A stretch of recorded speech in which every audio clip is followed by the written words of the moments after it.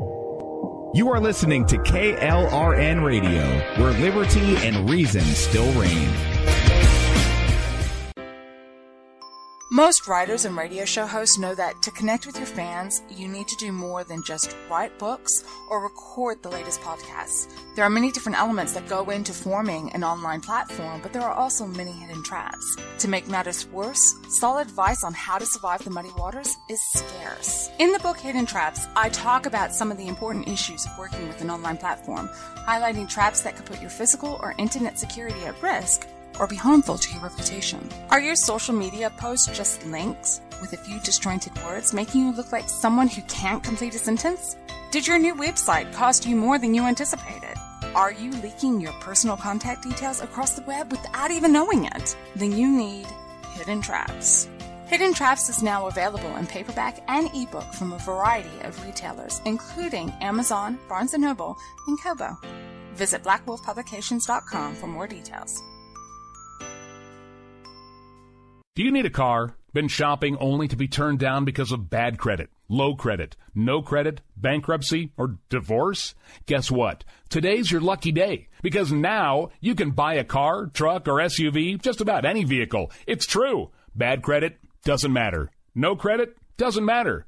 Bankruptcy or divorce, it just doesn't matter. As a matter of fact, your job is your ticket to your new vehicle. We're Auto Credit Express, and we've helped thousands of people just like you.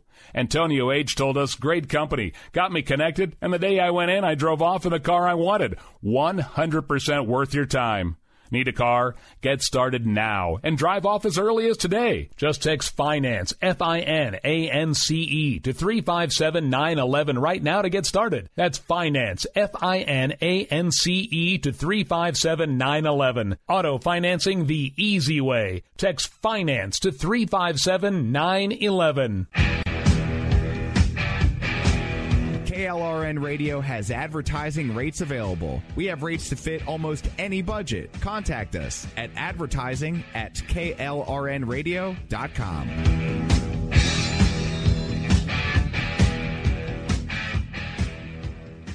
Everyone loves liberty. Our rights come from God, not the government. So why are you letting other people tell you what's best for your health care? Exercise your freedom with Liberty Health Share. Liberty Health Share is a community of people who voluntarily share one another's medical costs. Liberty Health Share is founded on the idea that most people truly want to help one another. Healthcare sharing allows members to do just that as a true community that supports one another in times of need. Liberty believes people should make decisions for themselves and their families. Members are able to take back the freedom to make their own decisions about their health care. Freedom from guilt or doubt about how your money is used. You have the freedom to direct your health care, not to be dictated to by bureaucrats. Stop letting others tell you what to do and join a community of like-minded people. Exercise your freedom. Join Liberty Health Share and take back the control of your health care while helping those around you. Call Liberty at 855-58-LIBERTY. Again, that's 855-58-LIBERTY for more information, or you can check them out at libertyhealthshare.org. Again, that's libertyhealthshare.org.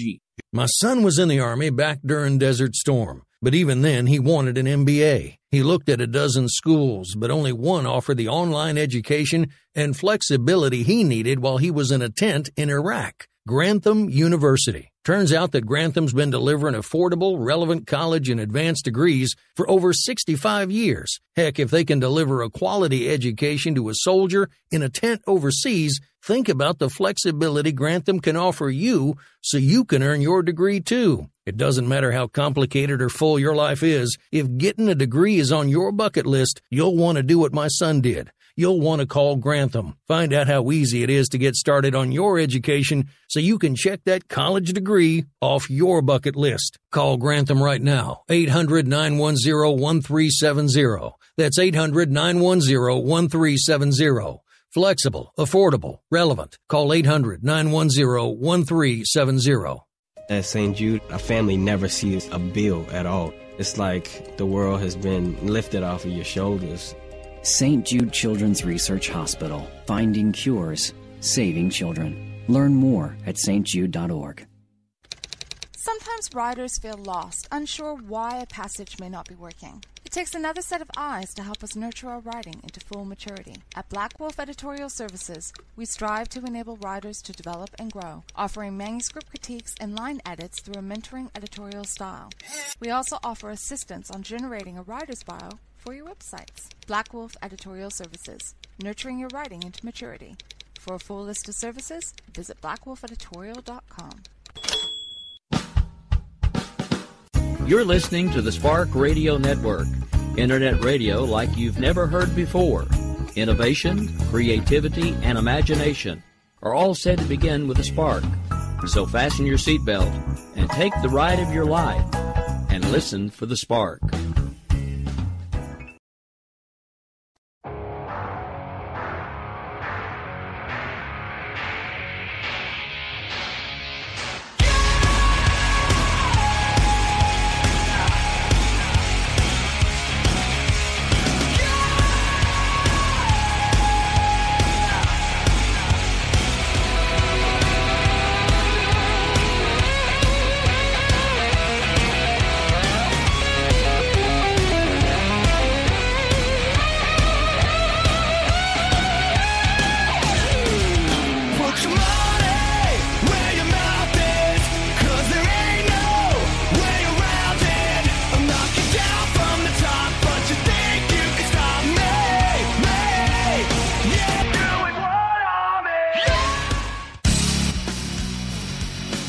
Do something. Absolutely. You know what we gotta do?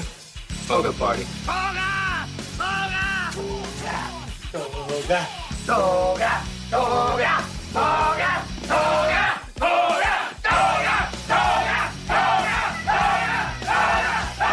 Toga! Click, click, boom! I'm coming down on the stereo, ripping on the radio.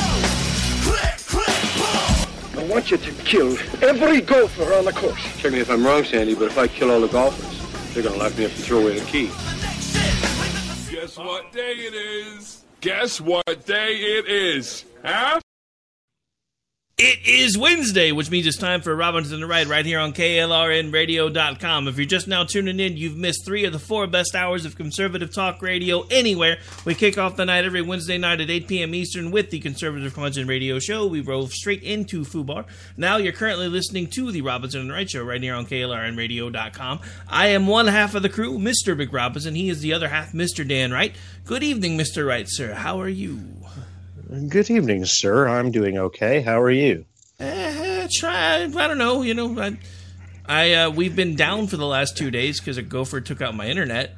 I still think it has to do with the line in the intro. I don't think they were happy about it. I don't know, but yeah. So I was. Well, as I said to you on the phone when you called me the other day, I said, Rick, tell me if I'm wrong, but if I kill all the gophers, they might lock me up and throw away the key. That was actually a pretty good impression, my friend. I'm proud of you for that one.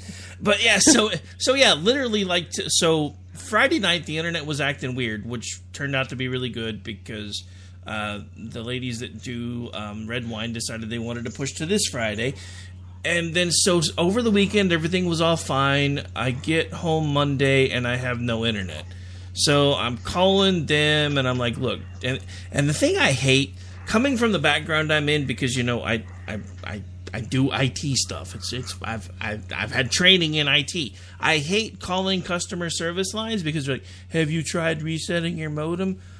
Are you kidding me right now? So I finally the day after, because when I thought there was an issue going on up the street and it was causing the phone lines to back up, because anytime I tried to call them on Monday they were like, your expected wait time is 20 minutes. So I called them Tuesday on my break when I was at work. I said, first of all, let me save you some trouble. No, I'm not near the computer. I'm at work right now. 2, I do IT for a living.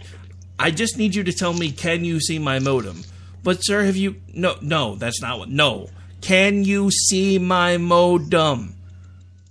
Well, no, it doesn't appear to be sending a signal. Can you try to reset it for me from your system and tell me if it resets? Well, sir, have you... No. Can you reset it? Well, I'm trying. It doesn't seem to be receiving the signal. I guess we'll have to send out a tech. Yes, thank you. As I tried to tell you at the beginning of the phone call, the lights on the back that are supposed to be blinky, they know blinky, which means it's not getting signal. So he comes out today, and I get a text from my middle son. He's like, the text said the gopher ate the phone line. Like, are you kidding me right now? I mean, I know I live in the middle of nowhere, but a gopher literally ate my DSL internet. Do you have gopher insurance on your DSL line? Well, luckily they only eat them on the outside, so they have to cover that whether I have gopher insurance or not. But I do now finally understand why the dude in Caddyshack was always so mad about the gophers.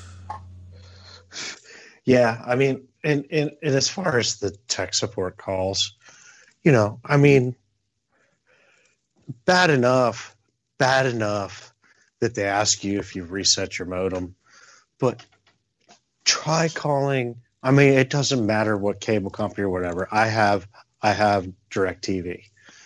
I have a problem. Have you reset your box? Yeah, I've had cable since I was a kid. I understand this part. I've done everything I'm supposed to. Well, what have you done? Yes, I've done everything that you're supposed to do. Can you reset my boxes? Well, what I wanted to know first, no, you don't need to know anything. I've already done it all. Can you resend the signal to my boxes? Well, okay.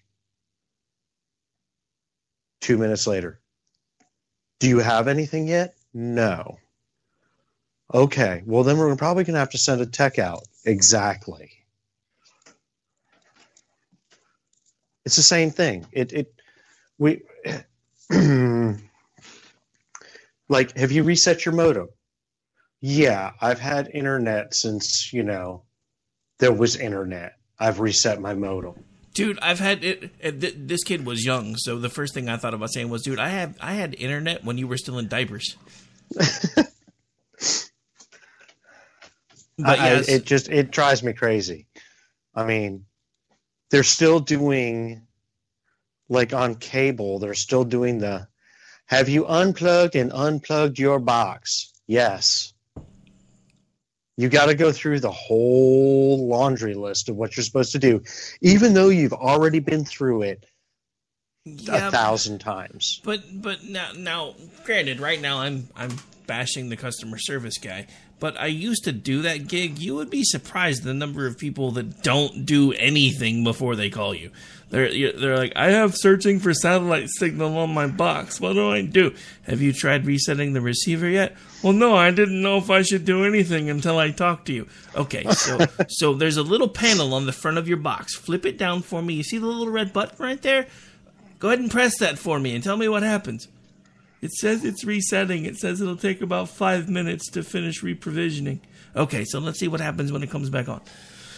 Yeah, that was my life for 5-6 years. Actually, it wasn't quite that bad because for half that time I was actually working for a specialty project when I worked for a call center contractor that worked for DirecTV.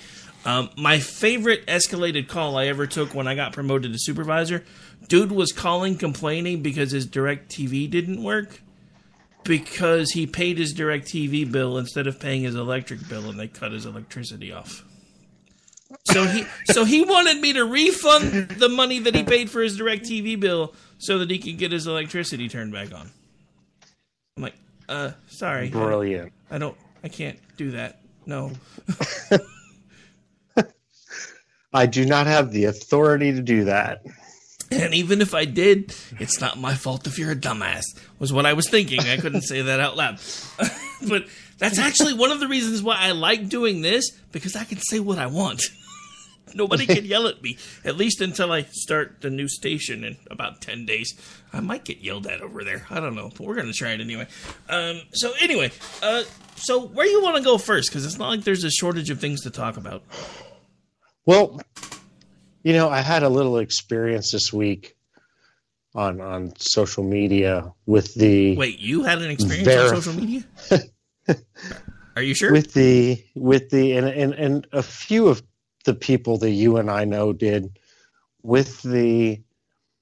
And at this account, I swear you would think it's a parody account, with the official Socialist Party verified Twitter account. I don't care if that thing has a blue check mark. That is an effing parody. I'm going to tell you right now, this is what it got down to. If we can make this work in this country and around the world, we won't even need money anymore. Excuse me? We won't need money? What? How? This is supposed to be a serious, like I said, verified account. That this is the account that says socialism hasn't worked because it hasn't been done right, and this is how you do it right and everything else. We won't need money anymore. So this thread escalated.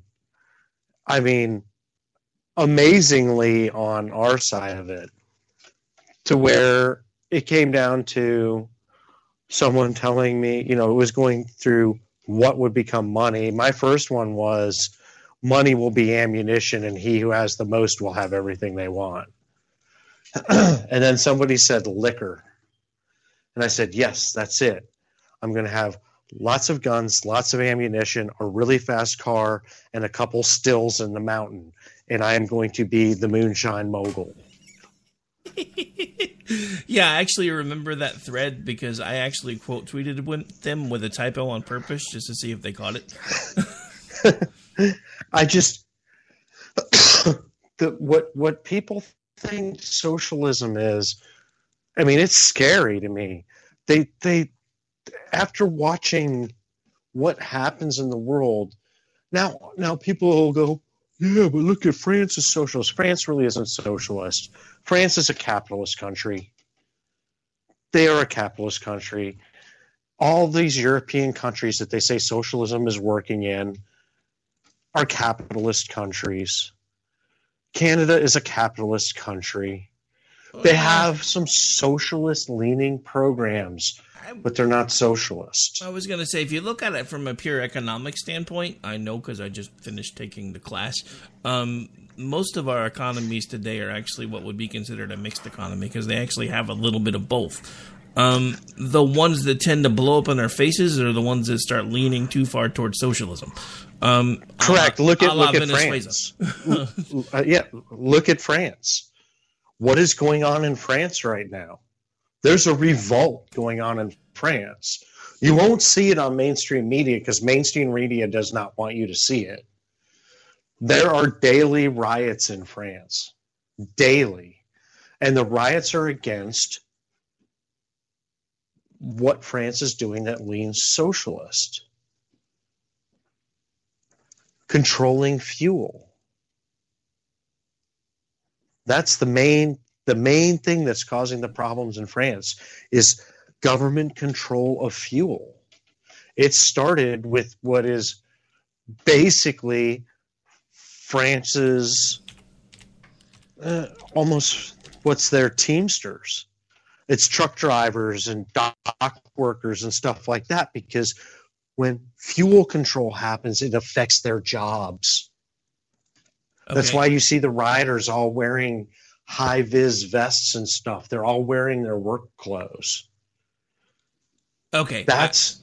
hang on. I want to cut you off for just a second. Thank you so much, Ordy. As you guys have noticed, the intro's been changed a bit because it used to have Friday all over the front, and we're not on Fridays anymore.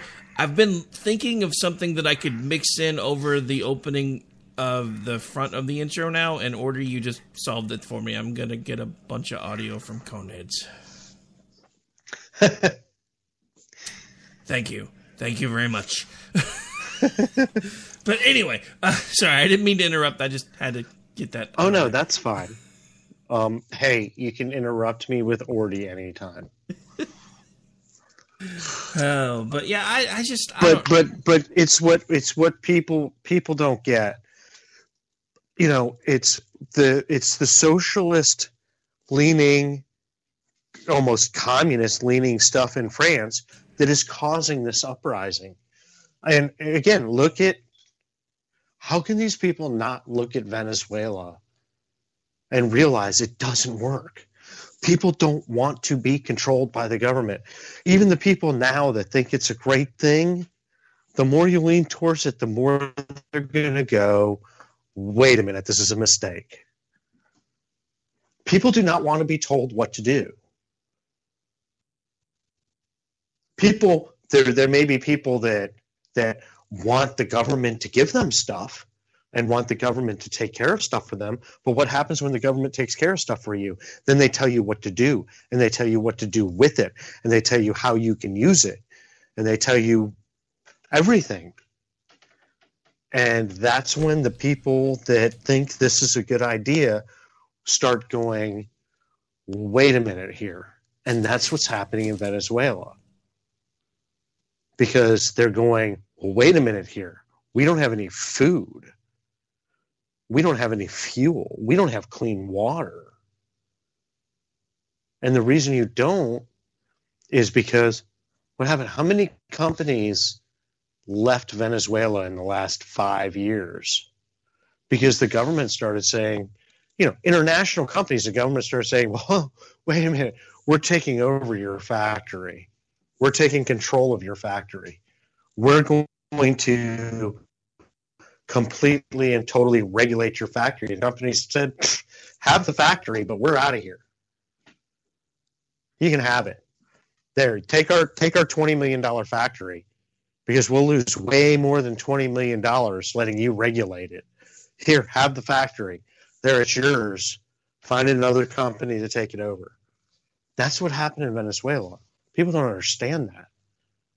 Venezuela, 20 years ago, Venezuela was one of the most thriving countries in the world. And look at it now. And this is what's becoming the Democrat Party. This is what they want. This is the experiment they want to try here.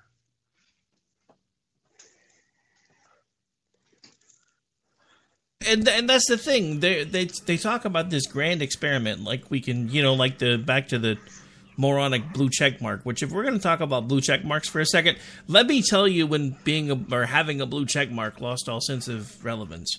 First of all, they verified the Socialism of America account. Second of all, they gave one to Chaco Jeebus. Third of all, they gave one to the human pest dispenser. For those of you who don't know who I'm referring to, Wayne Dupree and Bill Mitchell. Wait a minute. Dupree is verified now? Yes. Oh my God. Yeah, so that's why, because, for a while we were all like really pushing to get verified, and I'm like, you know what? With all the people that are verified now, I really don't want to be verified. I mean, there are plenty of cool people that are, and it has great features because you can like make it to where you can only see things that other blue checks tweet. But then I was like, but Bill Mitchell, and no. Which I think how they did it, honestly, is I think because they went over to Gab. Gab was willing to like verify anybody that signed up. And once they got verified over to Gab, they basically shot that over to Twitter, and Twitter said, I guess we can verify you. Makes me wish I would have thought about it, honestly. But I was on Gab for like 2 seconds. It scared me. I sent for the invite when it was first starting, and by the time they invited me, I had heard enough, and I didn't even start opening an account. I was like, forget it. I don't want to. But you brought up Bill Mitchell. You know what is funny, though? I think Bill Mitchell has actually calmed down a little bit. Not saying 100%, and I still think he's Looney Tunes, and I still love the fact that you and I, 2 years ago at CPAC, were broadcasting next to him, and he had as many people coming over to talk to him as we did. But I've seen some of his stuff come across, and I always have, because I definitely have followers and I follow people that follow him. I've seen some of his stuff come across. He seems a little more sane now. So wait, just to make sure we're on the same page, are you talking about the human pest dispenser or Chaco Jeebus? The human Pez dispenser. Because I was going to say, Mitchell wasn't the one we were sitting next to. He was like 4 tables down. No, but he was. When that evening when you and I were broadcasting, Bill Mitchell was over on the other side. Oh, wait. So I know Wayne was on the one Yeah, side. There. Are you I saying know Wayne was on the one side. So Mitchell was on the other side? Mitchell was on the other side. I don't think I ever noticed. I was too busy. I'll dig it up. I have a picture. I'll dig it up. I have a picture. So wait, so we had one doofus on one side and the other on the other? Oh, God. Anyway. Yeah, well, I mean, you and you remember when we sat down and we actually did some broadcasting in the evening. Remember when we actually got the table? Yeah. And at that point, Bill Mitchell was next to us. I can't believe you don't remember that, because we kind of chuckled about it. I remember laughing about Wayne. I remember seeing the. I got Mitchell. Pictures of Wayne too. I remember seeing Mitchell, but I don't remember him being that close to us. But anyway, I just that's when the nickname the Human Pez Dispenser officially stuck. Dude looks even more plastic in person than he does in his pictures. Oh yeah, yeah. The failed car dealer. That's exactly what he reminded me of. I'm glad you said that. All right, so anyway, I guess enough talking about. Yeah, but and that's I mean that also shows a little bit about us, because we're actually talking about two conservatives. I mean, I don't know that everybody listening to us understands the relevance of the glorified bellhop that is Wayne Dupree. But anyway. Yeah, he blocked me. I think it was because I tweeted him the first time I was going to be at CPAC and asked him if he was going to be waiting at the hotel to get my bags. I don't think he was a fan. Well, no, he blocked you for that because he blocked me. You and I did that both the same day, almost simultaneously. Oh, that's right. He blocked both of us. I remember that because we were both laughing. That was a great minds moment. We both asked him if he was going to be able to get our bags when we got to CPAC. And then we ended up next to him. Oh, fun times. All right, so actually we should probably take a break, do the whole pay the bills thing kind of stuff, because it's bottom of the hour time anyway, so hang on just a second. Might as well get that stuff queued up. Well, actually, I don't know. We could probably talk about one more thing, then take a break. Where do you want to go next? Where to go next? The socialism thing was just my thing tonight, to tell you the truth. But, can we do something off of politics? It'd be nice and quick. Sure.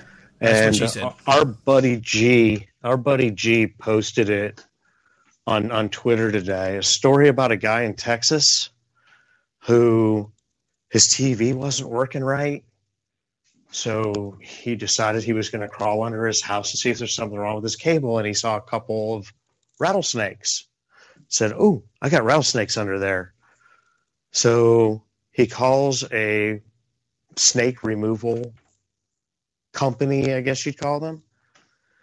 This guy had 45 full-grown adult freaking rattlesnakes living under his house. I hate this place. Nothing works here. The medications don't work. I've been here for 7 years. That's pretty much what I would be screaming if somebody told me my house had 45 snakes. Like I responded to G and I just said, just burn the effer down.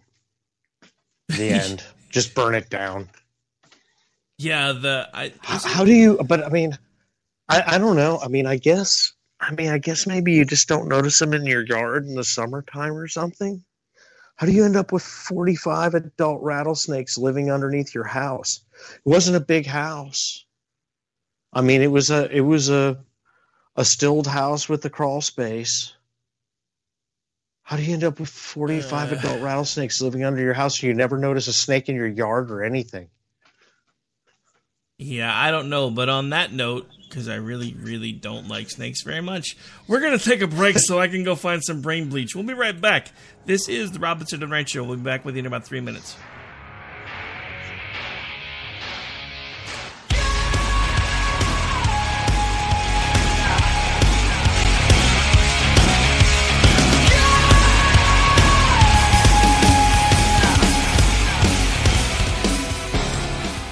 Whether we realize it or not, everyone has been impacted by addiction. We all have family members, we all have friends that have faced this demon. But there's hope. There's hope in recovery. There's hope when we work together to rise above the plight of addiction. I'd like you to join Mac Mullings every Saturday from 2 to 4 p.m. on Rise Above Radio on KOKC 1520 AM, where they talk about the hope that is available to all of us.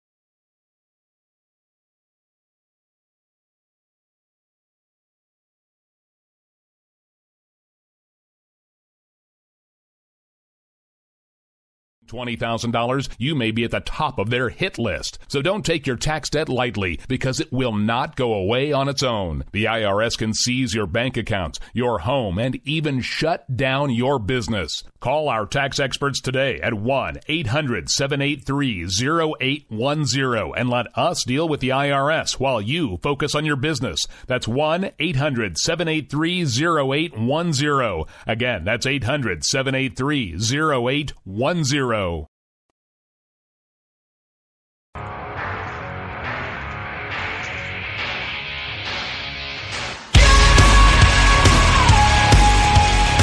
Welcome back to the program, ladies and gentlemen. That minute and a half of dead air was brought to you by Rick is being brain damaged this evening. How are y'all doing tonight? Apparently, I can't remember to keep the volume up on the commercial buttons. We are back. We are live. This is right here, KLRNradio.com, live Trainwreck Radio at its finest. Hope everybody's having a great Wednesday night, and we are about halfway through the program. Coming up next here in a second. Actually, I was going to talk to you. Do you want to extend tonight just a little bit? Because we almost did it last week, and I couldn't do it because I had a guest. I don't really have anything going on, so if you want to run this one a bit long, we can, or I'll change over at the top of the hour and do another hour. We can go a little bit. I can't do an hour. Well, no, I mean, if we go long, I'll just probably just run with you and then call it a night, because I don't want to screw up the rest of the programming. But if you want to run long for a few minutes, that's fine with me. Cause that works. That's fine with me. Yeah, it's just one of those things where, had 2 nights off where I didn't have anything to do because, I couldn't even really do much research because I didn't have internet. And so I haven't really had a chance to prep anything for today. I mean, there's plenty of things I could talk about. I just don't really feel prepared to carry an entire hour. So I figure you and I'll just run over for a bit and then call it a night. That, and honestly, for some reason tonight, my headset is killing my right ear. I'm not sure what's going on there. But anyway, so we are back. We are live. So let's talk about the best and the worst moments for Trump this week, because there's two that are basic bookends. So first of all, let's give out the good news. The Democratic campaign in 2020 just got a hell of a lot harder because there's a poll that just came out that says that the American public is basically more confident in the economy today than they have been in about 20 years. His approval ratings also bumped up by a couple of notches. So again, not to beat a dead horse here, but just imagine how much better his approval rating would be if his coverage in the mainstream media wasn't 95% negative. But then again, how much better would his negative press coverage be if the dumbass could put down Twitter? He was all over Twitter trashing a dead guy. Would you stop about McCain, for God's sake? He's dead. You won. He's dead. You're not. Stop it. Yeah, I mean, and it's all about tact, because he's not wrong. He's not wrong, but he's also the president of the United States. This is where my brain starts to hurt.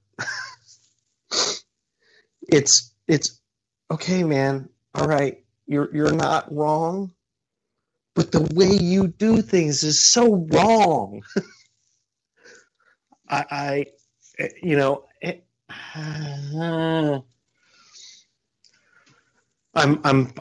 as the president when he's doing presidential things, I'm behind him. But yeah, like you said, put Twitter down. Just put it down. I mean, even today he does not like Kellyanne Conway's husband, apparently. They're going at it on Twitter, and it's like, dude, you're the president of the United States. Don't get into Twitter battles. I mean, I see. So here's my problem with all of this.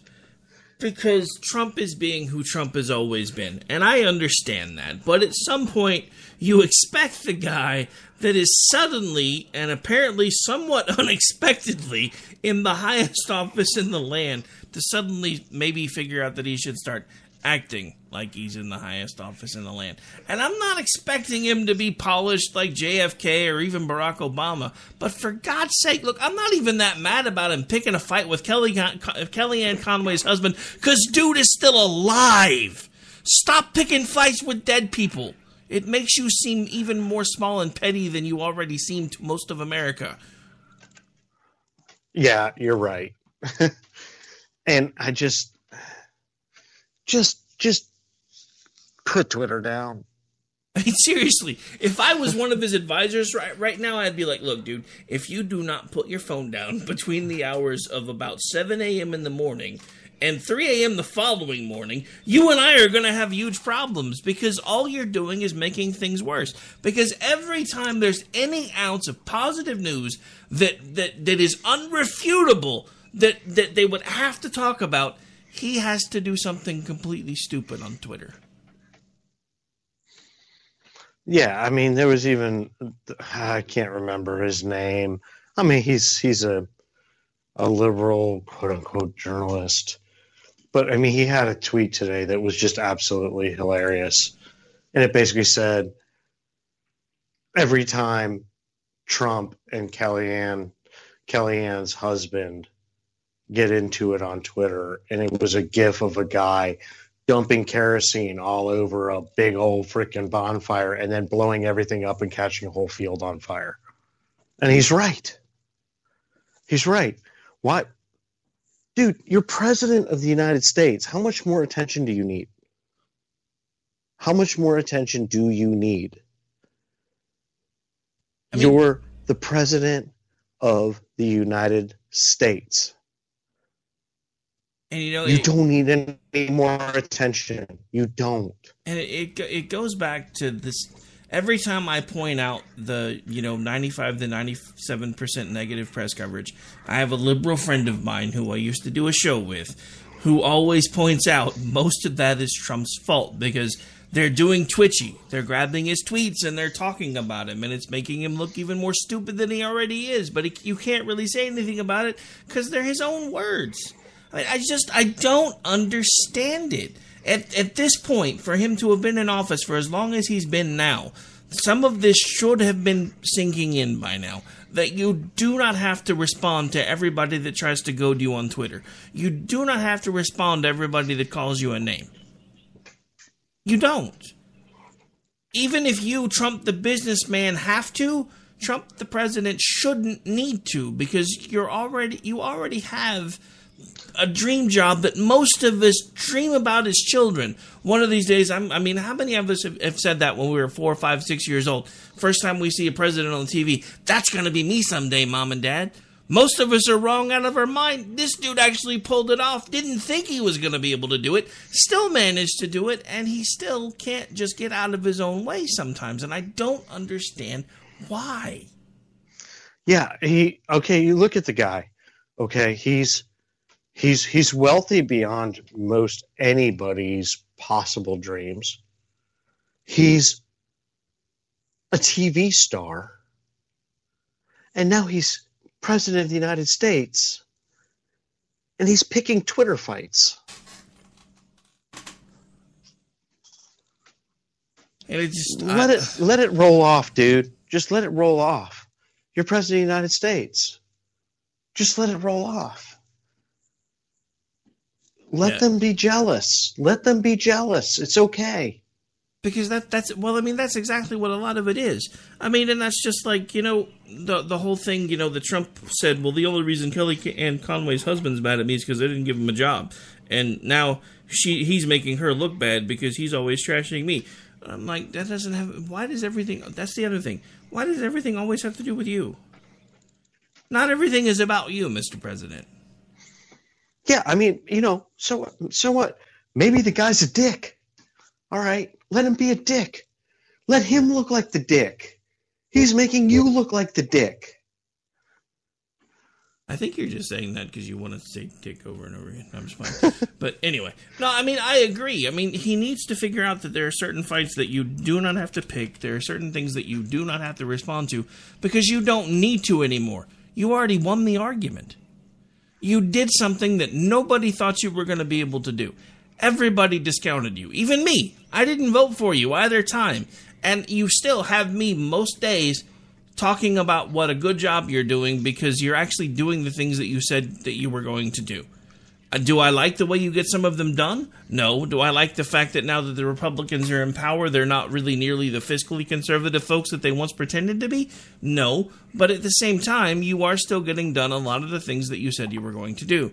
And if you could just stop acting like a child, maybe eventually people would realize that, this isn't as bad as you thought. That's it. I'm not president. Stop acting like me. Stop picking Twitter fights.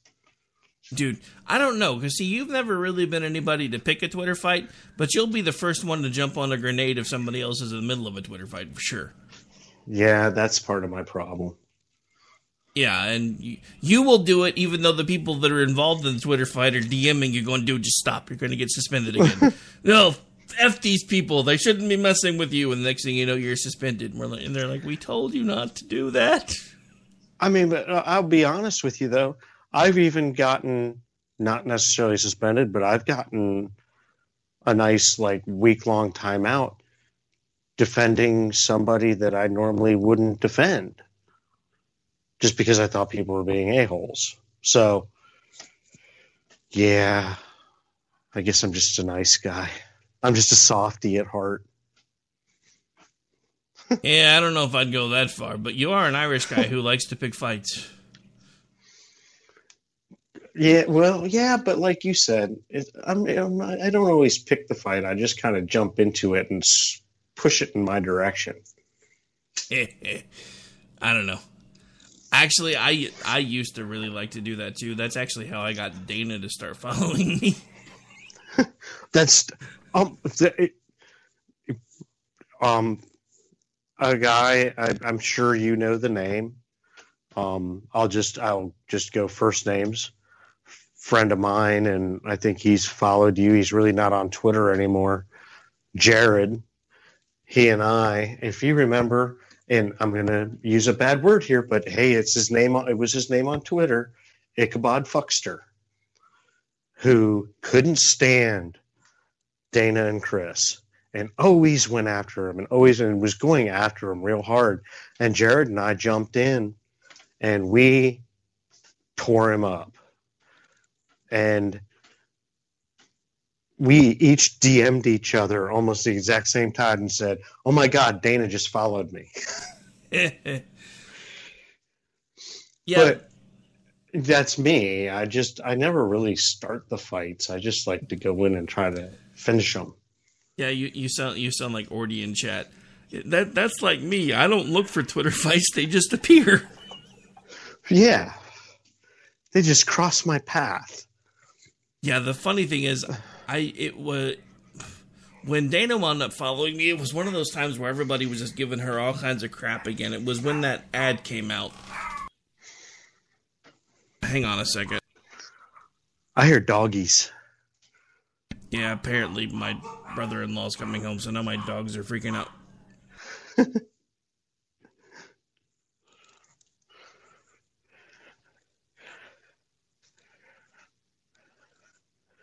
Fun times. All right, so anyway, I don't remember what it was, but there was a word that was in an ad that they were basically just completely misquoting. So what I wound up doing was, for like anytime somebody put it out, I would just go into the feed that they were in, and I would actually link the article where she explained what the word that she actually said meant, that she'd used over and over again before the actual NRA video ad that everybody was trashing her for. By the time it was done, I think I had like 9 million impressions in 3 days, and she was following me. I was like, holy crap, what happened? I got up one morning, you know how I don't know if it still does it because it's been a while, but on the phone I had before, it would only count to 99 before it would just say, screw it, I'm done. And then it would just say 99 plus. I got up I got up like 2 mornings in a row, and it was 99 plus. Then I would clear them, come back an hour later, 99 plus, clear them, come back 2 hours later, 99 plus. I was like, what? So yeah, my Twitter was a mess that entire weekend. I don't know how anybody with big accounts does it, because I mean, just that one weekend alone, I couldn't keep up. But yeah, no, I mean, Twitter's a funny thing. I mean, we were talking about it a little bit tonight. Laura, as most people listen know, Laura, my girlfriend, she was never on Twitter. And last summer, she decided to start a Twitter account. Her second day on Twitter, she posted something. It was in an abortion thread.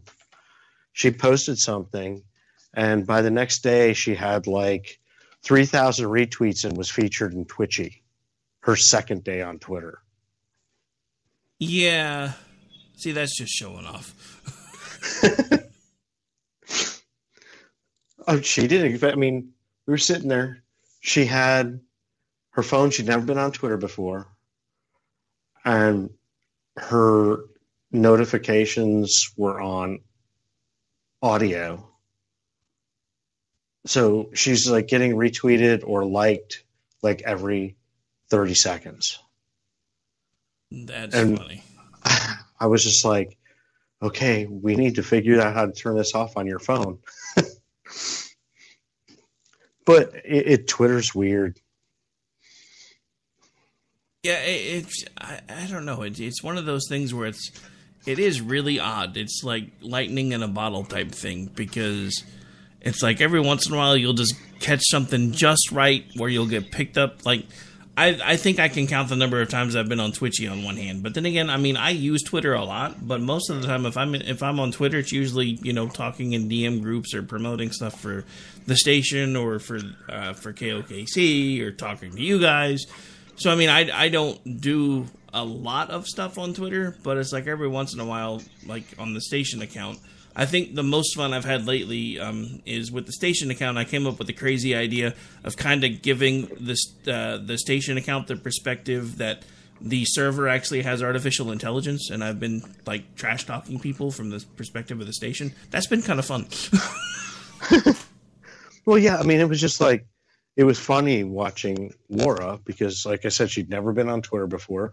She's on for 2 days. She had like 25 followers, and those 25 followers were like you and me and our friends because I told them that she was on Twitter. And she literally has a post that goes viral.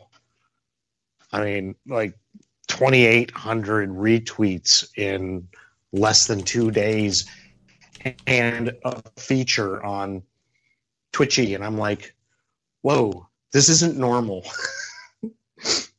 You know, it was kind of crazy. She was like, she didn't know it. She was like, what did I get myself into? And I'm like, nothing most people ever get themselves into. I can tell you that much. So, you know, to get things back to politics for the last few minutes of at least this hour, I don't know if everybody's aware of this, but you know how AOC has got this whole, we have 10 years to reverse course or we're all going to die, blah, blah, blah, blah, blah, blah, blah. Do you know this is crap they've been saying since like 1989?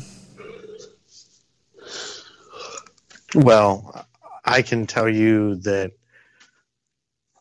not to just touch on social media again, because it is, though she writes for The Resurgent, anybody that doesn't follow or pay attention to Stacey Lennox and her writing really needs to, because her look and her just digging into this Green New Deal and AOC is amazing.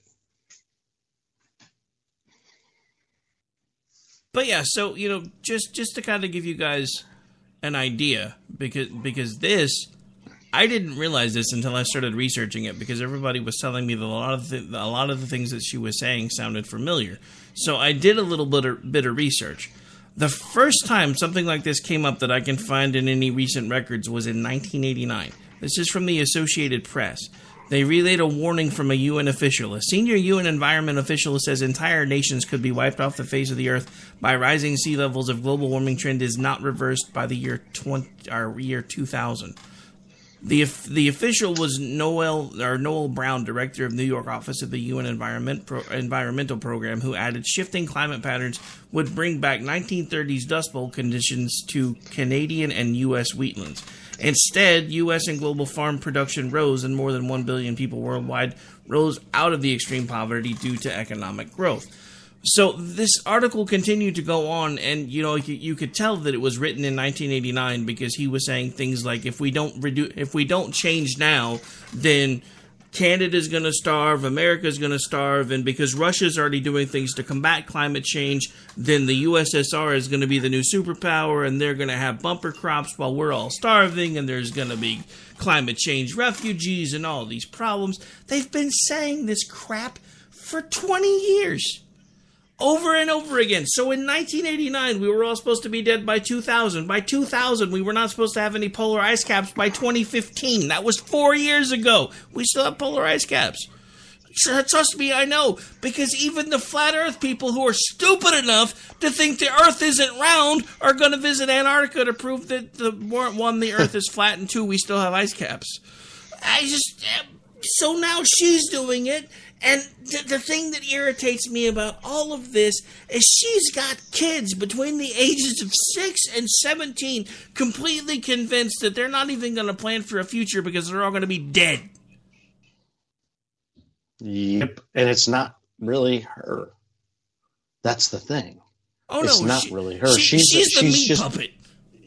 She's an absolute puppet. She is a representative in the House of Representatives because her brother basically sent her name in a casting call to find people to run. She's a freaking bartender. She has no idea, A, what she's talking about, or B, what she's doing. The only reason she sounds like she might is because people are telling her what to say and telling her what to do.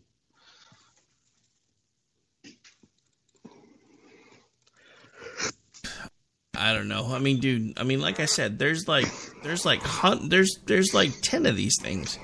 Like, even like global freezing is dangerous as nuclear war. This was from 2000. They were saying in like 1967 that if we didn't correct things for global freezing, that we were all going to be dead by 2000. This is all the same crap being recirculated over and over and over again, and all they've done now is made it a catch-all phrase. Because now, no matter what, well, first we tried global cooling, that didn't work.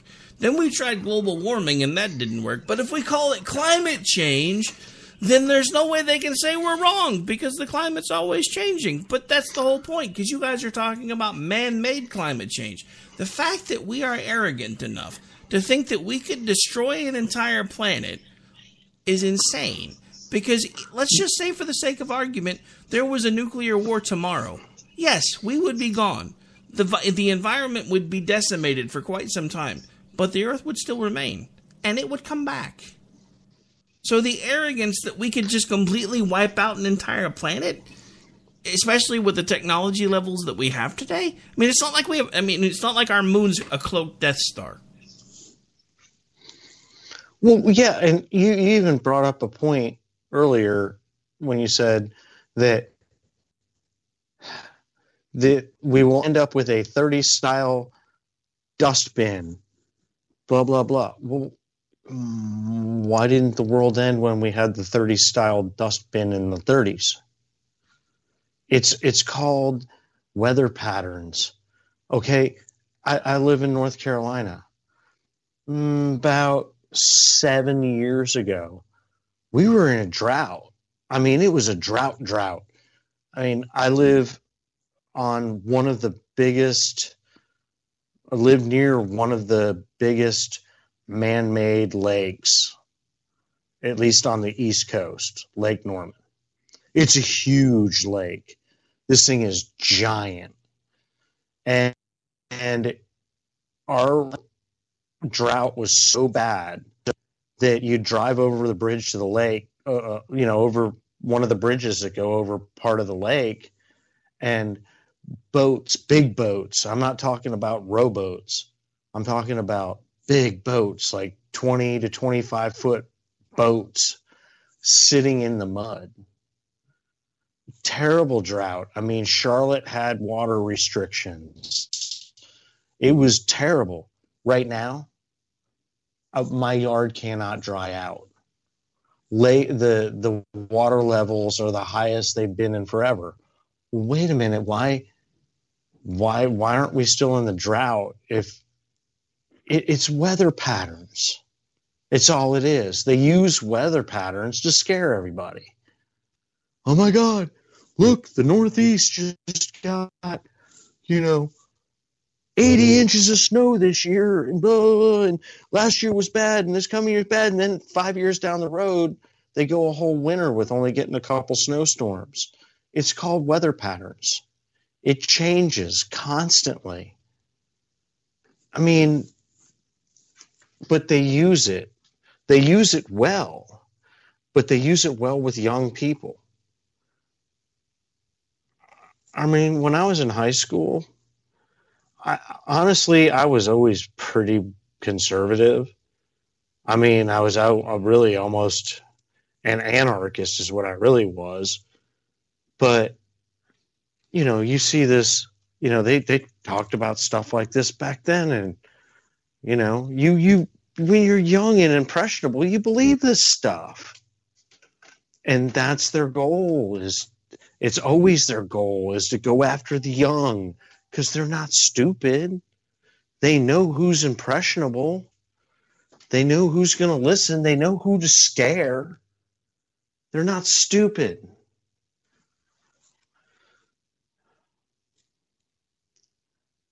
I mean, it's all about making money. It's all about power.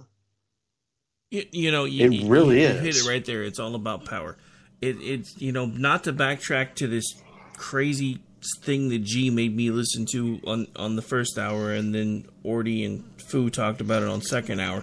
But there was a crazy hippie lady with a millennial that was like the whole time doing some weird stretching exercises and this, that, and the other, who was talking about things that came straight out of Agenda 21. It's all about control, power, and money, and these people have this crazy idea that if they can implement all of this stuff, that they're going to be part of the ruling class elite when it's all said and done. And that's why they want it to happen. Well, yeah, I mean, look at Al Gore. Do we have to? Al Gore will just talk until he's blue in the face about how everybody needs to reduce their carbon footprint, while he has thousands of dollars a month in electric bills in his house, and he heats his pool year-round so he can swim in the wintertime. So, here I am living in my 1,300 square foot house and driving my high efficiency, low emissions vehicles, and listen to a guy tell me I have to reduce my carbon footprint to save the world while he's swimming in his pool when it's 30 degrees outside.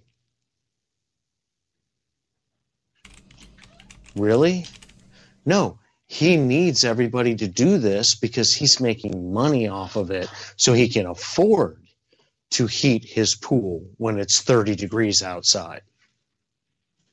That is what it's all about. It has nothing to do with saving the earth. It has nothing to do with we're all going to die in 12 years. It has to do with Al Gore needs to swim when it's 30 degrees in Tennessee. Yeah, no. But it's true. That's all it's about. Since Al Gore got on board with this whole global warming, climate change crap, Al Gore has become an extremely rich man.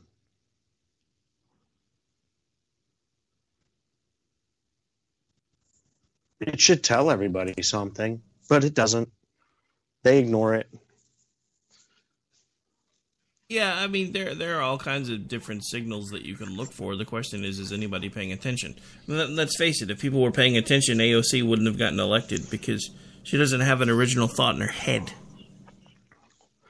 No, and she's here in the last week or two, her little approval ratings have changed a little bit, and she's throwing a temper tantrum over it. Well, I mean, what do you expect? Yeah. It's all the Republicans' fault. Well, no, it really isn't. It's just people, when you when you spearhead keeping the biggest company in the world out of your borough in New York, when you spearhead that, and then people sit back and realize, wait a minute, we just lost lots of jobs and lots of revenue. And the reason they did is because she said, hey, they're getting a big fat tax break. Okay? So they're getting a big fat tax break to bring a lot of money into your home. So what? So here's the dirty little secret about those corporate tax breaks that the left doesn't ever want you to understand. With the number of jobs that are being brought in and the number of people that will be shopping in your community or going to lunch in your community or buying things on their way home from work in your community, you're going to make double and triple the money that they're giving from the corporate tax breaks. Well, yeah, and see, they see it as, with the way they see it, okay. So New York City says, okay, we're going to forego taking this much money from you to have you come here. The way the liberals see it is they're giving them those millions of dollars. No, they're just not taking as many millions of dollars. See, I see it all the time. I see it all the time. They say, oh my God, look, the government just gave this big corporation all of this money. No, they didn't. They just told them they're not going to take it from them. I'm not going to sit here and say there isn't corporate welfare. There is. But some of it's good. You know, my brother's involved in an upstart. And it's an upstart that could be very successful. And to keep them in Maryland when they were really looking for a home to be, the state of Maryland gave them money to stay. Do you know why they gave them money to stay? Because now they're in Maryland paying taxes. Now they're in Maryland employing Marylanders. You know, I don't even really like the state of Maryland. I lived there. But that's a good move. You give them a grant to stay. They're an upstart. They're an upstart with a very promising product. Give them a grant to stay. It was an upstart. It was a company that was working on getting grants to be a company. And the state of Maryland gave them a grant to stay. And they are there employing people with really good salaries who are paying taxes and spending money in Maryland. The grant was worth it to the state of Maryland. But when they say that they're giving tax breaks to a company, they're not giving them money. They're just taking less of their money.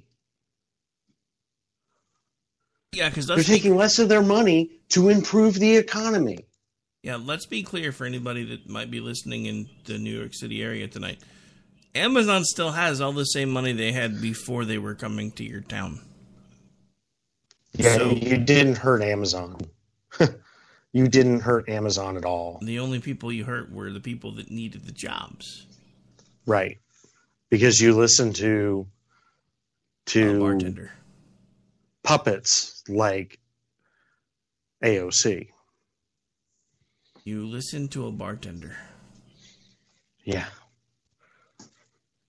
Keep that big business out of here. We don't need that big business giving us jobs and money. We don't need that. Yeah, I'm going to tell you, Amazon put a bunch of their hubs right here in Charlotte. Do you know what it meant for Charlotte? In the Charlotte area, they gave Amazon incentive to do it. Of course they did. And do you know what it meant? Massive construction projects, employing a lot of people, facilities getting finished, employing a lot of people. We have FedEx and big FedEx and UPS hubs here. Now they're busier and they're building and adding on. It's called sparking the economy, is what it's called. It's called capitalism, and it works.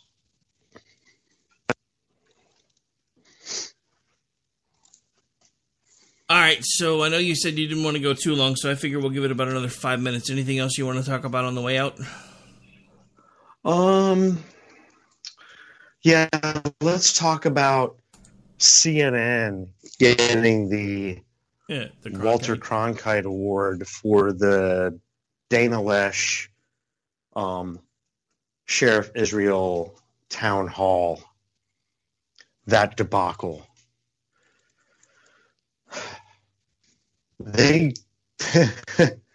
This was a joke. They let what people don't know, people only saw what CNN broadcast. What people don't know is they gave Israel 20 minutes ahead of time to come out and soapbox. And then they bought Dana out And when she came out, they played Let's Get It Started by the Black Eyed Peas. They played it like a freaking WWE event. And now they get the Walter Cronkite Award for journalism?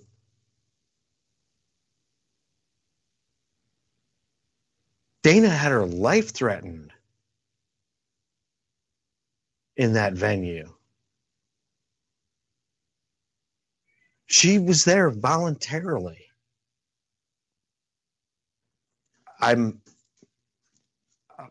The state of journalism in this country is done. It would take, I don't even know what it would take for me to get back to trusting the media.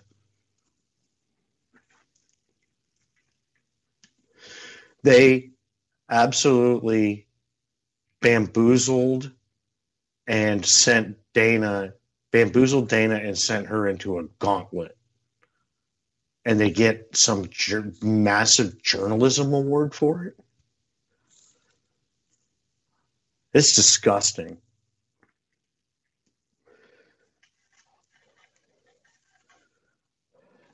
When Jake Tapper actually asks Dana if she has security to leave the building, there's a problem.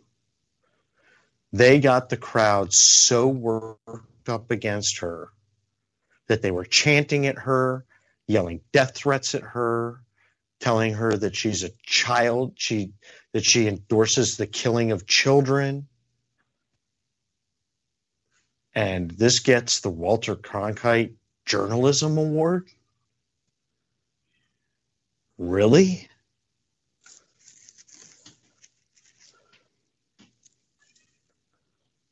And Fox News is bad. You know what? Fox News has a lot of opinionated people on there. But I'm going to tell you what, if you watch somebody like Brett Baer just doing the straight news, they have the straightest news of the straight news on all the networks.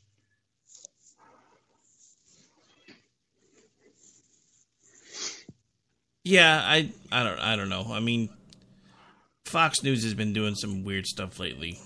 But they have, and especially when it comes to their opinion shows. But they're opinion shows, and CNN has their opinion shows, and MSNBC has their opinion shows. But when it comes to straight news,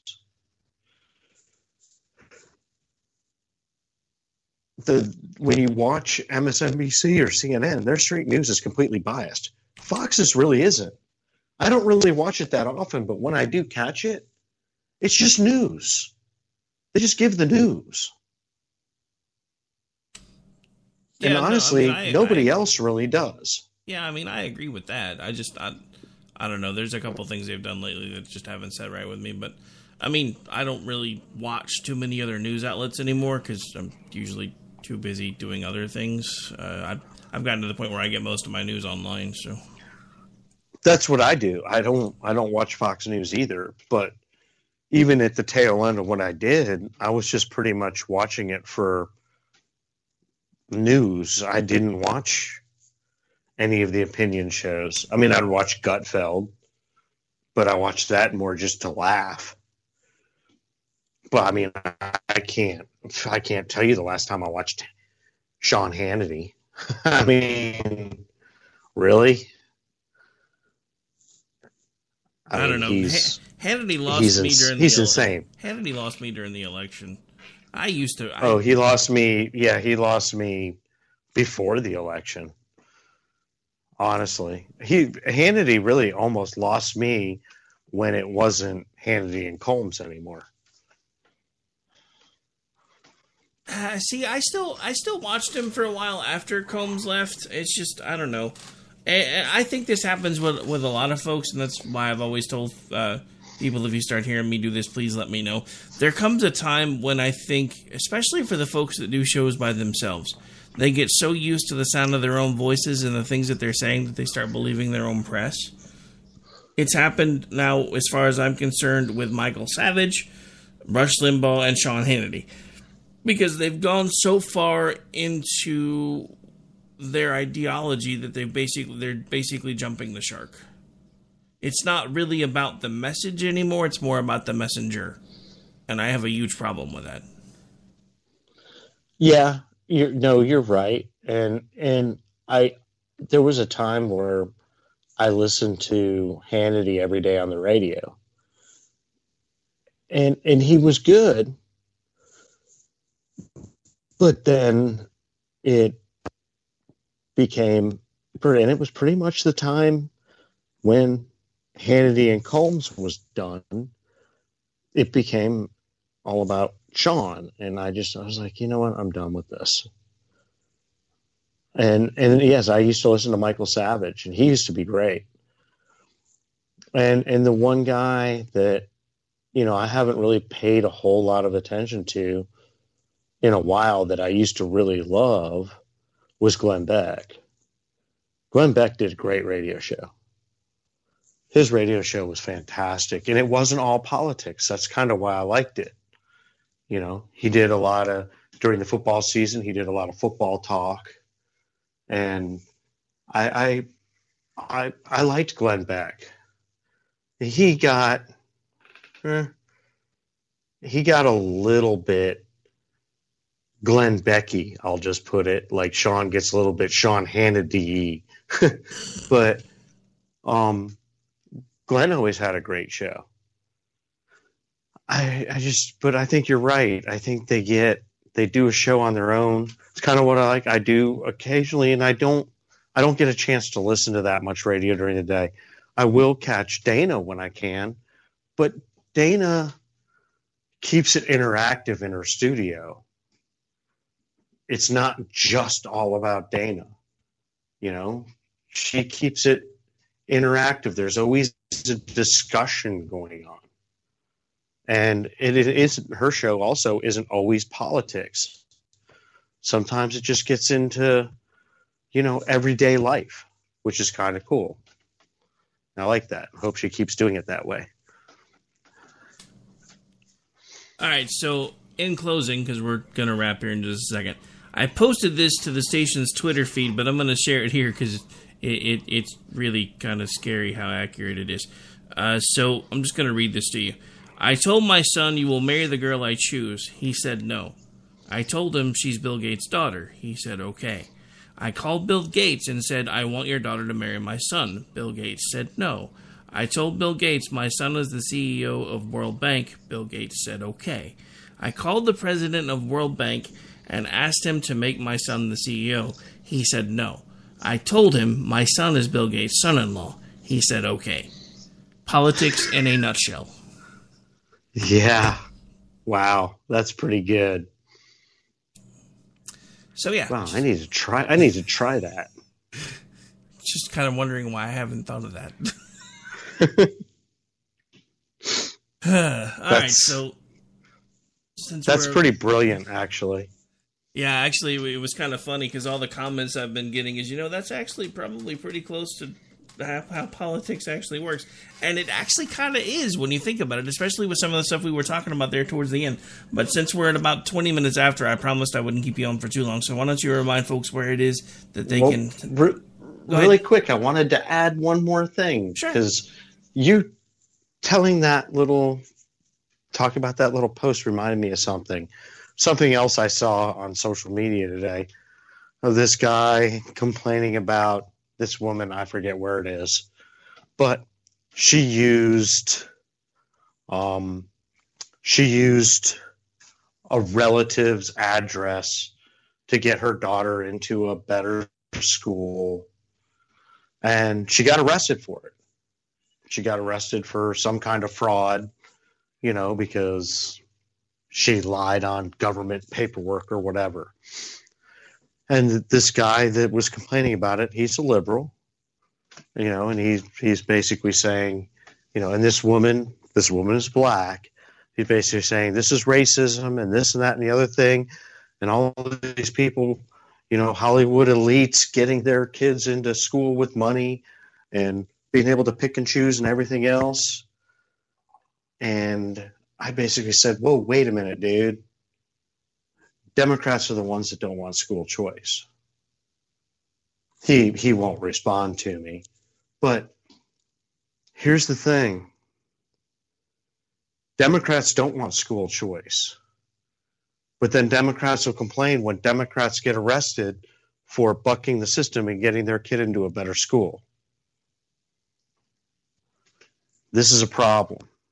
This is a problem. You can't complain when a liberal gets in trouble for bucking the system and getting their kid into a different school, and at the same time say, we can't have school choice.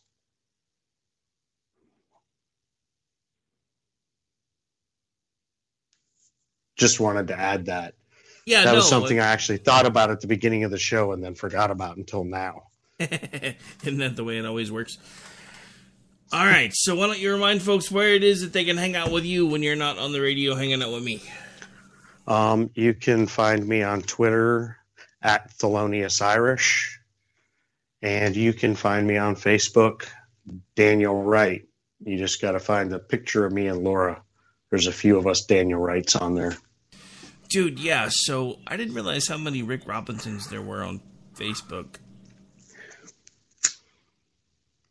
Are there a lot? There are a lot. A lot. It was just kind of scary. I don't know, but that's I have an easy time finding you because, you know. Well, you know, I that's one reason why my professional profile still has the goofy-looking kung fu guy, because it makes it easy to find. But yeah, so do me a favor, folks. If you like what we're doing here, please follow along with the station. You can do that in several different ways. Station has an account on Facebook at KLRN Radio, Twitter at KLRN Radio, Instagram at KLRN Radio, and even on Minds at KLRN Radio. Forgive me, apparently I was half asleep when I set up that profile, and somehow it became an amalgamation of my information and the station's, and now I can't seem to they won't let me fix it because of how they do metadata over there. So we're gonna roll with it anyway. So what I did, since it had my name in there, and it wouldn't let me change it, I just put in the description that since I'm the programming director, that's why you're seeing my name there. But anyway, that is going to do it for this particular episode of the Robinson and Wright Show. We will be back tomorrow night. I actually don't think we're going to be doing a Jen and Rick tomorrow night because I know Jen is still recovering from South by Southwest. So I think we'll probably do an extended Off the Rails tomorrow to kind of make up for the fact that I didn't do one tonight. But, you know, Dan and I haven't really done one of these in a couple of weeks, and I miss hanging out with my friends, so we extended this one instead. We'll be back with you guys next week again, same time, same channel, so check us out here. You don't like listening to us live, what the hell's the matter with you? But that's fine, too, because you can always catch us on pretty much every podcast site known to man, except apparently Anchor.fm, because in order to put your podcast over there, you have to give them exclusive rights to host it, and I don't want to kill anything with iHeart, so they can... Never mind. I'm not going to say what they can do out loud. But we will see you guys next week. And I'll see you guys tomorrow night. Take care, and God bless.